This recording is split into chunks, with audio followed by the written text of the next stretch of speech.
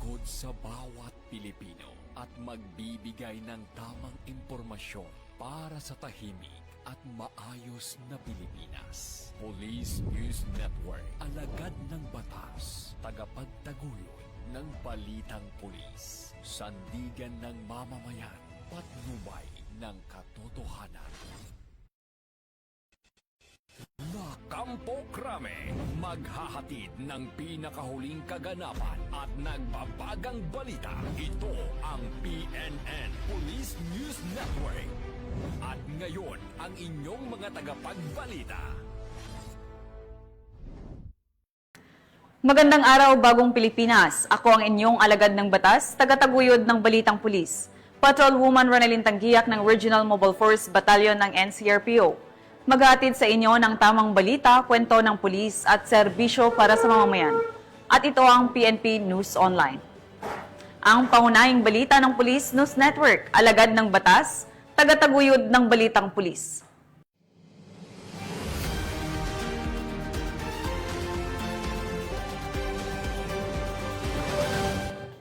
Narito ang mga balitang dapat niyong abangan. Umabot sa mahigit 3.6 milyong pisong halaga ng sigarilyong walang graphic health warning na sabat sa Davao City. Lalaking nanutok ng baril, arestado. Baril at syabo nasamsam sa Ubay, PNP. At dating supporter ng makakaliwang grupo, kusang nagbalik loob sa pamahalaan. Baril isinuko. Hala, may mali ako dun ah.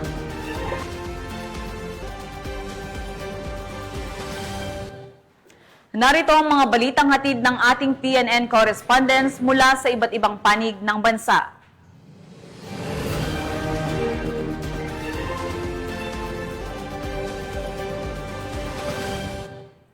Simulan natin ang balita mula sa bahagi ng Luzon.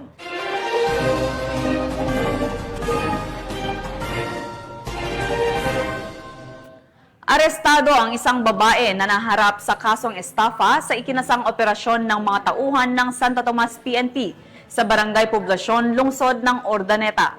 Ang report mula kay Patrolman Dennis Carinal. Arestado sa babae tapos maaresto ng mga operatiba ng Santo Tomas PNP sa Barangay Poblasyon, Ordaneta City, Pangasinan. Kinilala ni Police Captain Benito O. Peralta Jr., hepe ng Santo Tomas Municipal Police Station, ang akusado ni Salias Len, 34, businesswoman, may asawa, residente ng Barangay San Vicente West, Ordaneta City, Pangasinan. Dakong alas 10:30 ng umaga nang maresto ang nasabing akusado sa bisa ng warrant of arrest na nilagyan Honorable Anastasio Dulia Anghad, Presiding Judge Regional Trial Court Branch 36 Santiago City, Isabela, sa kasong estafa at walang rekomendadong piyansa. Samantala, nasa kustodiya ng Santo Tomas PNP ang nasabing akusado para sa dokumentasyon at tamang disposisyon. Ang tagumpay ng operasyon ay bunga ng magandang ugnay ng mamamayan pambansang pulisya para mas lalong mapaigting ang kampanya laban sa kriminalidad tungo sa mapayapat ligtas na bagong Pilipinas. Mula dito sa Picadillo, Ilocos Region, ako po ang inyong Police News Network Correspondent, Patrolman Dennis Carinal, alagad ng batas, tagataguyod ng Balitang Pulis. Maraming salamat, Patrolman Carinal. Isang dating taga-suporta ng mga kaliwang grupo ang formal na nagbalik loob sa pamahalaan at isinuko ang kanyang armas sa bayan ng Lasam, Cagayan. Tunghayan ang report mula kay Patrolwoman Rochelle Ledesma. Isang dating taga-suporta ng makakaliwang grupo ang formal na nagbalik loob sa pamahalaan dakong 1:15 ng hapon noong 6 ng Hunyo nito lamang taon sa bayan ng Lasam, Cagayan. Ang individual ay kinilalang si Aka Hernan, 26 na taong gulang, may asawa, isang magsasaka at residente ng nasabing bayan. Ang pagsuko ay matagumpay na naisagawa sa pagsisikap ng PNP Lasam kasama ang mga tauhan ng Regional Intelligence Unit 2, Provincial Intelligence Team Cagayan North at ang 3rd Mobile Force Platoon ng 2nd Cagayan Provincial Mobile Force Company. Bukod sa pagbabalik loob, isinuko rin ni Hernan ang isang unit na homemade 5.56 caliber pistol. Samantala, pinuri ni Police Colonel Mardito Jangulwan, Provincial Director, ang katapangan ni Hernan sa pagbabalik loob at hinikayat ang ibang pang naliligaw ng landas na sundan ang kanyang yapak. Nananawagan rin ang ating pamahalaan sa mga natitirang kasapi ng taga-suporta ng CTG na iwan ang armadong pagkikibaka at yakapin ang buhay ng kapayapaan sa ilalim ng programang Enhanced Comprehensive Local Integration Program. Ang Cagayan of Cups ay patuloy na nagbubukas upang tanggapin ang mga nais magbago at makiisa sa layunin ng pamahalaan para sa kapayapaan at kaunlaran. Mula dito sa Lambak ng Cagayan, ako ang inyong PNN correspondent, Patrolwoman Ledesma, alagad ng batas, tagataguyod ng Balitang Pulis. Maraming salamat, Patrolwoman Ledesma. Kalabos ang isang 24 anyos na lalaki matapos maaktuhang may dalang baril na walang kaukulang dokumento sa Barangay 175 Camarain, Caloocan City. Alamin ang balita mula kay Patrolwoman Mika May Bahiwag. Arestado ang isang 24 anyos na construction worker sa Barangay 175 Camarain matapos maaktuhang may dalang kalibre .38 na baril na walang serial number at dokumento dakong 12:13 ng madaling araw. Agad rumesponde ang mga pulis ng Substation 11 ng Caloocan City Police Station at kinumpiska ang dalang baril ng suspek na may lamang 2 bala. Kaya naman, naharap ang suspek sa kasong paglabag sa Republic Act 10591 o mas kilala bilang Comprehensive Firearms and Ammunition Regulation Act. Pinasalamatan din ni NPD Director Police Brigadier General Josefino Ligan ang mabilis na aksyon ng Caloocan Police at ang pakikiisa ng komunidad upang panatilihin ang katahimikan sa kanilang mga nasasakupang lugar. Mula dito sa Camp Bagong Diwa, ako po ang iyong PNN correspondent, Patrolwoman Mika May Bahiwag, alagad ng batas, tagataguyod ng Balitang Pulis. Maraming salamat, Patrolwoman Bahiwag. Aktibong lumahok ang mga kapulisan sa gitnang Luzon sa Second Quarter National Simultaneous Earthquake Drill 2025 bilang bahagi ng patuloy na kampanya ng pamahalaan para sa kahandaan sa sakuna. Yan ang balitang hatid ni Police Corporal Giselle Rivera. Nakaalerto ang pulisya ng gitnang Luzon sa kanilang pangalawang yugto ng Nationwide Simultaneous Earthquake Drill 2025 dito sa Camp Captain Julian Olivas, City of San Fernando, Pampanga. Ang buong aktibidad na ito ay pinamunuan ni Police Brigadier General Jean S. Fajardo, Regional Director ng Police Regional Office 3. Eksaktong alas 9 ng umaga nang tumunog ang sirena ng bumbero. Bilang hudyat ng paglindol ay mabilis na isinagawa ng ating mga kapulisan ang duck cover and hold na kung saan isang mahalagang hakbang upang maiwasan ang pinsala sa oras ng lindol. Matapos ang paunang paggalaw ay agad ring nagsagawa ng evacuation drill patungo sa itinakdang evacuation area. Siniguro ng mga drill marshal na sumusunod ang bawat isa sa tamang proseso ng paglilikas. Bahagi rin ng aktibidad ang pagpapakita ng first aid response at rescue simulation upang ipakita ang koordinasyon ng mga responders sa panahon ng emergency. Bahagi ito na ang patuloy na hakbang ng pamahalaan upang maitaas ang kamalayan at kahandaan ng bawat Pilipino sa gitna ng banta ng kalamidad. Mula dito sa Police Regional Office 3, ang inyong PNN correspondent, Police Corporal Giselle V. Rivera, alagad ng batas, tagataguyod ng Balitang Pulis. Maraming salamat, Police Corporal Rivera. Voluntaryong sumuko sa mga otoridad ang isang dating miyembro ng New People's Army sa lalawigan ng Occidental Mindoro. Dala ang hangaring magbagong buhay at muling maging bahagi ng mapayapang lipunan. Nakatutok dyan si Patrolwoman Dara Falogme. Isang 75 anyos na dating miyembro ng New People's Army ang voluntaryong sumuko sa mga otoridad nito lamang Martes sa Sitio Yapang, Barangay Batong Buhay, Sablayan, Occidental, Mindoro. Kinilala ang sumuko sa alias na Kalowi, dating kasapi ng Communist Terrorist Group na kabilang sa natitirang puwersa ng dating dismantled platoon GMT ng Mindoro Islacom Committee, Sub-Regional Military Area 4D sa ilalim ng Southern Tagalog Regional Party Committee. Ayon sa ulat ng pulisya, aktibo siyang kumikilos noon sa mga bayan ng Kalintaan, Sablayan, Santa Cruz, Mamburao at Abra de Ilog. Ang kanyang pagsuko ay sinagawa sa pamamagitan ng Police Intelligence Team ng Occidental Mindoro, Regional Intelligence Unit 4B, sa tulong ng iba't ibang unit ng PNP at AFP, kabilang ang Sablayan Municipal Police Station, Occidental Mindoro Provincial Police Office, 2nd Provincial Mobile Force Company, CIT Occidental Mindoro at iba pa. Sa ngayon, isinasailalim na si Calowie sa debriefing at kinakailangang proseso bilang paghahanda sa kanyang paglahok sa Enhanced Comprehensive and Local Integration Program o ECLIP, isang inisyatiba ng pamahalaan upang tulungan ang mga dating rebelde na muling makabalik sa normal na pamumuhay. Ang pagsuko ni Calowie ay patunay ng patuloy na tagumpay ng mga pinagsanib na pwersa ng gobyerno sa pagsusulong ng kapayapaan at kaayusan sa mga liblib na lugar ng bansa. Mula dito sa home of the Police Eco Warriors, Calapan City, Oriental, Mindoro, ako ang inyong PNN correspondent, Patrolwoman Dara Falongmi, alagad ng batas, tagataguyod ng balitang pulis. Maraming salamat Patrolwoman Falogme.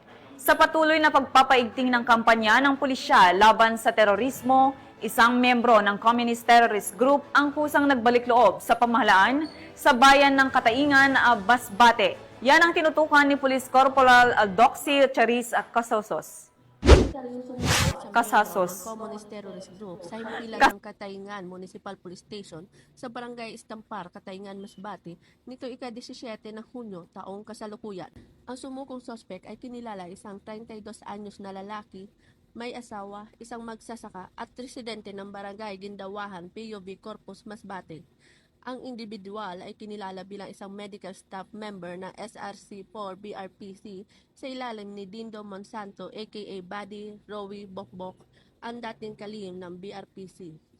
Kasama ng sumuko ay isang unit ng caliber 38 revolver na may defense serial number at 3 live rounds ammunition. Sa kasalukuyang, ang sospek ay nasa kustodiya na ng Katayngan Municipal Police Station para sa tamang dokumentasyon at disposisyon. Patuloy na nanawagan ng PNP Bicol sa mga kababayan nating nalihis ng landas dahil sa maling ideolohiya na magbalik loob sa gobyerno, mamuhay ng mapayapa at maayos kasama ang kanilang mga pamilya. Mula dito, sa City Albay, ako po ang inyong PNN correspondent, Police Corporal Doxy Charis Casasos, alagad ng batas, tagataguyod ng balita pulis. Maraming salamat Police Corporal Casasos. Tunghayan naman natin ang mga balita mula sa Visayas.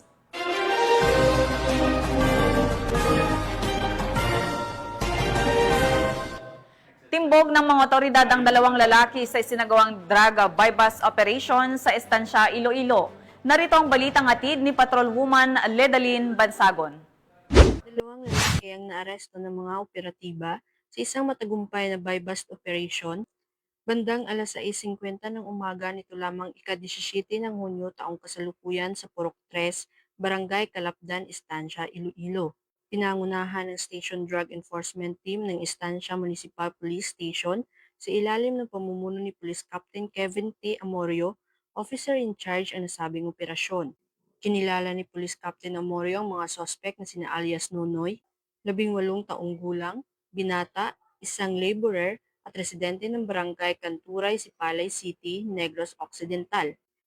At alias Dodoy, 18 taong gulang, binata, laborer din at residente naman ng Barangay Dakulan, Estancia, Iloilo. Ayon sa ulat ng Estancia Municipal Police Station, nagsagawa sila ng operasyon laban sa iligal na droga matapos makatanggap ng impormasyon hinggil sa mga aktibidad ng 2 sospek. Sa isinagawang bypass operation, inabot umano ng mga sospek sa isang police pusher buyer ng pulisya ang isang heat-sealed na plastic sachet na may lamang hinihinilaang shabu kapalit ang halagang 6,100 pesos ng marked money. Agad namang inaresto ang 2 matapos ang aktong transaksyon. Sa isinagawang pagsusuri at inventory, na-recover pa mula sa pag-iingat ng mga sospek ang 5 karagdagang plastic sachet na hininilaang shabu, isang itim na belt bag at iba pang mga non-drug items. Aabot sa humigit kumulang 74 na gramo ng hinihilaang shabu ang nakumpiska na may standard drug price na tinatayang 639,200 pesos, batay sa kasalukuyang street value na 6,800 pesos kada gramo. Kasalukuyan na sa kustudiya ng Estancia Municipal Police Station ang mga suspetsado, habang ang kaso ay patuloy na iniimbestigahan. Tiniyak din ng mga kapulisan na haharap ang mga naaresto sa kasong paglabag sa RA 9165 o ang Comprehensive Dangerous Drugs Act of 2002. Ang pagkakahuli sa mga sospek ay tinuturing na malaking hakbang laban sa patuloy na kampanya kontra iligal na droga sa rehiyon ng Western Visayas. Dahil sa bagong Pilipinas, ang gusto ng pulis, ligtas ka. Mula dito sa Police Regional Office 6, ako ang inyong Police News Network Correspondent, Patroluman Ledeline Bansagon, alagad ng batas, tagataguyod ng Balitang Pulis. Maraming salamat, Patrolwoman Bansagon. Arestado ng mga otoridad ang isang lalaki matapos manutok ng baril sa isang residente at nahulihan ng ilegal na droga. Alamin ang buong detalye ng balita mula kay Patrolwoman Judith Nicanor. Arestado ng otoridad ang isang lalaki matapos umanong manutok ng baril sa isang residente sa barangay Tapal, Ubay, Bohol noong gabi ng Hunyo taong kasalukuyan. Kinilala ni Police Captain Amelito Meloria, Chief of Police ng Ubay Municipal Police Station, Bohol Police Provincial Office, ang suspect na si alias Oma, 40 anyos, at residente ng nabanggit na lugar. Si alias Oma ay kabilang sa drug watch list ng pulisya. Bandang alas 9:40 ng gabi, nakatanggap ng tawag ng istasyon mula sa kapitan ng barangay upang iulat ang pagkakaaresto sa suspect matapos umanong tutukan ng baril ang isa sa kanyang mga constituent. Agad na kumilos ang Ubay PNP at dumating sa lugar bandang alas 9:44 ng gabi. 4 na minuto lamang matapos matanggap ang tawag. Ang mabilis na aksyon na isinagawa bilang pagsunod sa direktiba ng Chief PNP sa pagpapaigting ng presensya ng kapulisan at agarang pagresponde sa mga krimen. Pagdating sa barangay hall, positibong kinilala ng biktima ang suspect. Sa sinagawang body search, na-recover mula sa suspect ang isang kalibre 45 Grandmaster STI na baril, isang steel magazine at 7 pirasong live ammunition. Kabilang din sa mga nakuwang ebidensya ang 2 pakete na naglalaman ng hinihinalang shabu na may tinatayang kabuang timbang na 4 grams at may halagang 30,600 pesos. Isang itim na inside holster, isang belt bag at coin pouch at driver's license. Maharap ang suspect sa kasong grave threat at kasong paglabag sa Republic Act 10591 o Comprehensive Firearms and Ammunition Regulation Act at Republic Act 9165 o Comprehensive Dangerous Drugs Act of 2002. Kami ay lubos na nagpapasalamat sa mamamayan ng lungsod ng Ubay, lalo na sa aming local chief executive Honorable Constantino Reyes, sa aming mga stakeholders at force multipliers na laging sumusuporta at nagre-report ng mga illegal activities sa aming lungsod. Ito ay malaking tulong sa kapulisan upang masumpo ang mga iba't ibang klase ng krimen sa aming lungsod. Maraming salamat po at mabuhay po tayong lahat. Patuloy ang pinaigting ng kampanya ng mga kapulisan laban sa namang uri ng kriminalidad, kasabay ng mas mabilis at matatag na aksyon ng pulisya alinsunod sa mga direktiba ng pambansang pamunuan para sa isang ligtas at maayos na bagong Pilipinas. Mula dito sa Police Regional Office 7, ako ang iyong Police News Network Correspondent, Patrolwoman Judith Nicanor, alagad ng batas, tagataguyod ng Balitang Pulis. Maraming salamat, Patrolwoman Nicanor. Narito naman ang mga balita mula sa bahagi ng Mindanao.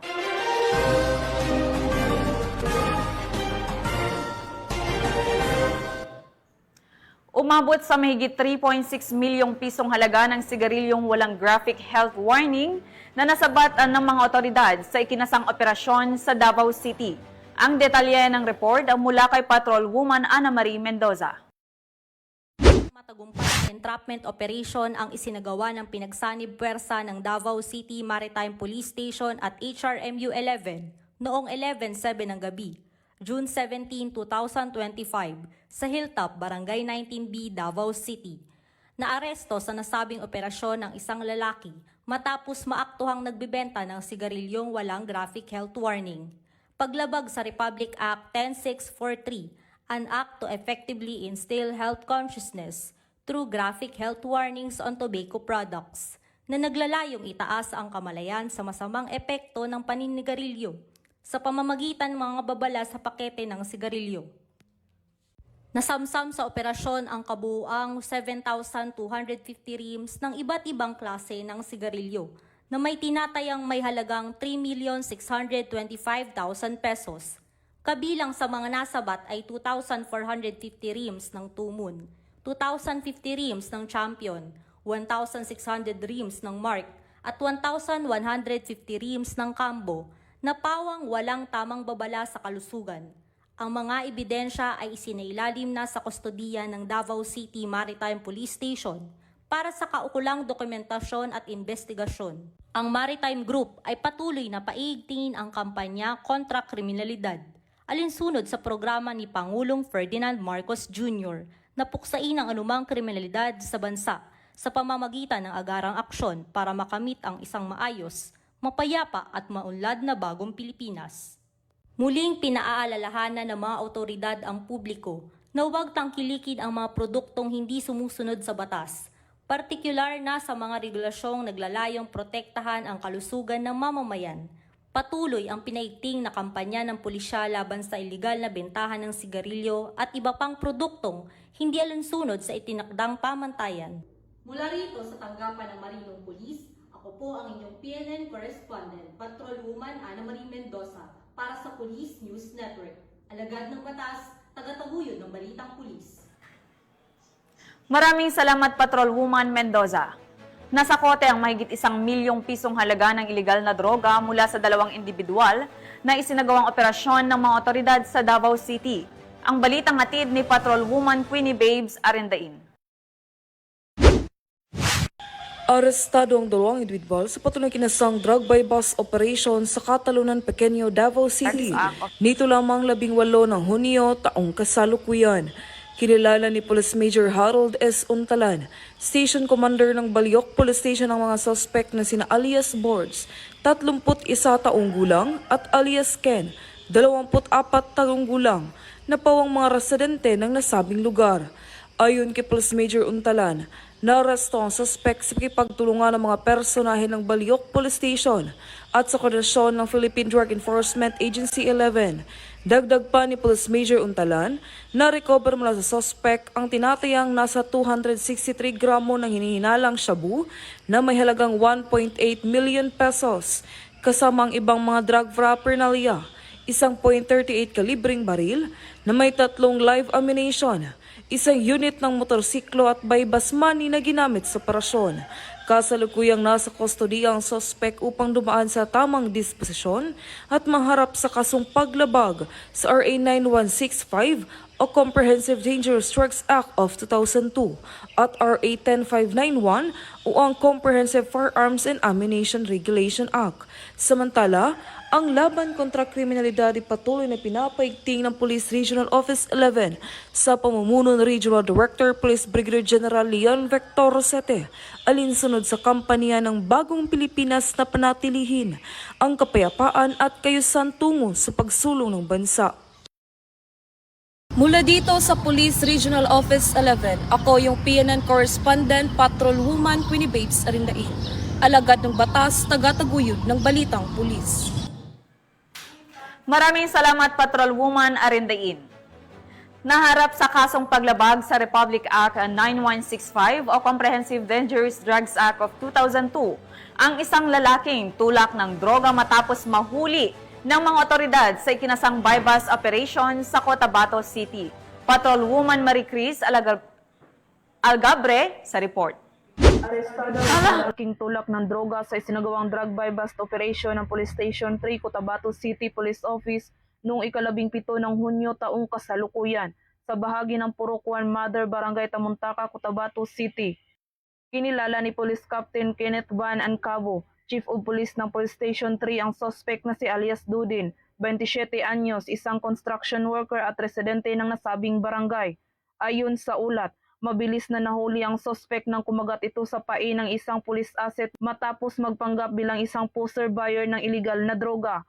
Sumailalim sa body search ang suspect at doon na-recover ang 11 pakete ng suspected shabu na may kabuuang timbang na 0.8 gramo na nagkakahalagang 5,440 pesos, isang improvised glass tube tutor at 500 peso bill na ginamit sa transaksyon. Nasa kustodiya na ng naturang istasyon ang suspect at nahaharap sa kasong paglabag sa Republic Act 9165 o Comprehensive Dangerous Drugs Act of 2002. Patuloy ang Cotabato City PNP sa mas lalong pagpapaigting ng kampanya kontra iligal na droga upang masiguro ang kaligtasan ng bawat mamamayan. Mula rito sa rehiyon ng Bangsamoro, Ako ang inyong PNN correspondent, Patrolwoman Maricris Algabre, alagad ng batas, tagataguyod ng Balitang Pulis. Maraming salamat, Patrolwoman Algabre. At yan ang mga balitang nakalap ng ating PNN correspondents mula Luzon, Visayas at Mindanao. Sa ngalan ng pamunuan ng Philippine National Police sa pangunguna ni PNP Chief of Police General Nicolas Torre III at sa pamumuno ni President Ferdinand Bongbong Marcos Jr., kami ay maglilingkod sa bawat Pilipino at magbibigay ng tama at balanseng balita. Dahil dito sa bagong Pilipinas, ang gusto ng pulis, ligtas ka. Mula rito sa tanggapan ng tagapag-ugnay ng pambansang pulisya, ako ang inyong alagad ng batas, tagataguyod ng Balitang Pulis. Patrolwoman Renalyn Tanggiak mula sa Regional Mobile Force Battalion ng NCRPO. Maghahatid sa inyo ng tamang balita, kwento ng pulis at serbisyo para sa mamamayan. At ito ang PNP News Online, ang pangunahing balita ng Police News Network.